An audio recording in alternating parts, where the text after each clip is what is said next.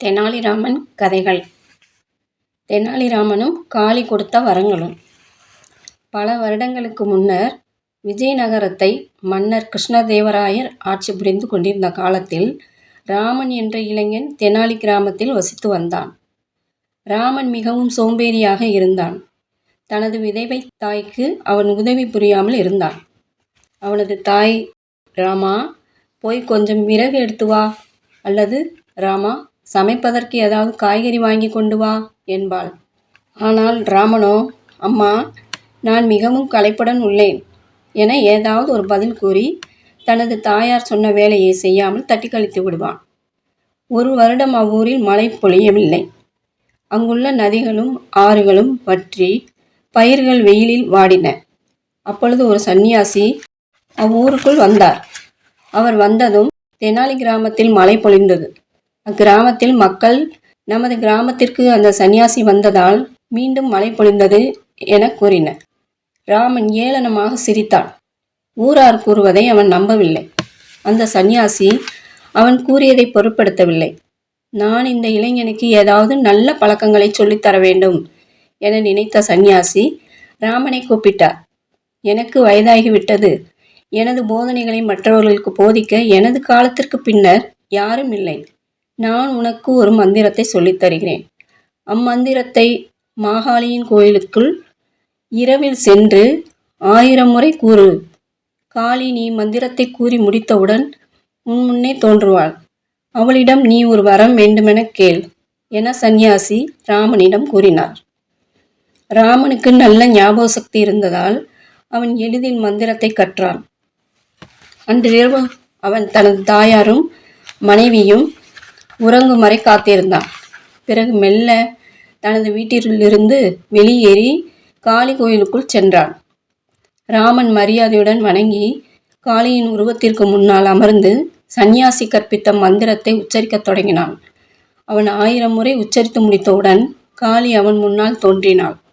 ராமன் அவளது பயங்கரமான உருவத்தை கண்டு பயப்படவில்லை. மாறாக ஹஹஹா என வயிறு குலுங்க சிரித்தான். ராமன் நகைப்பதைக் கண்டு காளி ஆச்சரியப்பட்டாள். நீ ஏன் சிரிக்கிறாய் என காளி ராமனிடம் வினவினாள். நான் சிரித்ததற்கு என்னை மன்னித்து விடுங்கள் அன்னையே. எனக்குள் ஒரு வேடிக்கையான சிந்தனை எழுந்தது. எனக்கு மூக்கில் நீர் வடிந்தால் எனது ஒரு மூக்கை 2 கைகளால் சமாளிக்கவே நான் திணறுவேன். தங்களுக்கு மூக்கில் நீர் வடிந்தால் எவ்வாறு 2 கைகளால் 1000 மூக்குகளையும் சமாளிப்பீர்கள் என நினைத்து பார்த்தேன் என்று ராமன் கூறிவிட்டு மீண்டும் சிரித்தான். அது மிகவும் வேடிக்கையாக இருக்கும் என காளி புன்சிரிப்புடன் ஒப்புக்கொண்டார். நீ பிரகாசமாக நகைச்சுவை உணர்வுடன் உள்ளாய். எல்லா மக்களையும் சிரிக்க வைக்கும் திறனை உனக்கு பரிசாக அளித்து உன்னை ஆசீர்வதிக்கிறேன். இனி உன்னை எல்லோரும் விகடகவி என்றே அழைப்பர் என்றாள் காளி. திருப்பிச் சொன்னாலும் ஒரே மாதிரி வரும். அருமையான வார்த்தை விகடகவி. ராமன் ஆச்சரியப்பட்டான். ஆனால் அன்னையே, இதனால் எனக்கு எந்த பயனும் இல்லை என்றான் ராமன். காளியும் தலையசைத்தான். நான் உனக்கு மற்றொரு வரம் தருகிறேன். இதோ 2 கிண்ணங்கள். எனது வலது கையில் உள்ள தங்க கிண்ணத்தில் கல்வி தரும் பால் உள்ளது.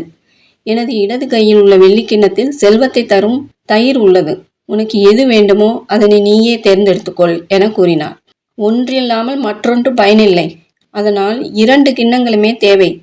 ராமன் தனக்குள் இவ்வாறு யோசித்தான். அவன் குழப்பத்தில் உள்ளது போல் தன் தலையை சொரிந்தான். அன்னையே, நான் அவற்றை சுவைத்து பார்க்காமல் எப்படி தேர்ந்தெடுப்பது என கேட்டான் ராமன். அதுவும் உண்மைதான். காளி ஒப்புக்கொண்டு 2 கைகளையும் நீட்டினார். ஒரே நொடியில் ராமன் 2 கிண்ணங்களில் உள்ளவற்றையும் குடித்து விட்டான். அதனால் காளி கோபமுற்றாள்.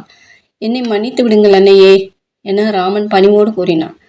ஆனால் எனக்கு 2 கிண்ணங்களிலும் உள்ளவையும் தேவை. ஏனெனில் செல்வம் இல்லாத வெறும் கல்வியினால் என்ன பயன் என்றான். நீ கூறுவது சரியே. ஆனால் உனது நகைச்சுவையுணர்வும் வளமையும் உனக்கு நண்பர்களையும் விரோதிகளையும் உண்டாக்கும். அதனால் வருங்காலத்தில் எச்சரிக்கையாக இரு என காளி ராமனை ஆசீர்வதித்து மறைந்தான். கதை நிறைவுற்றது.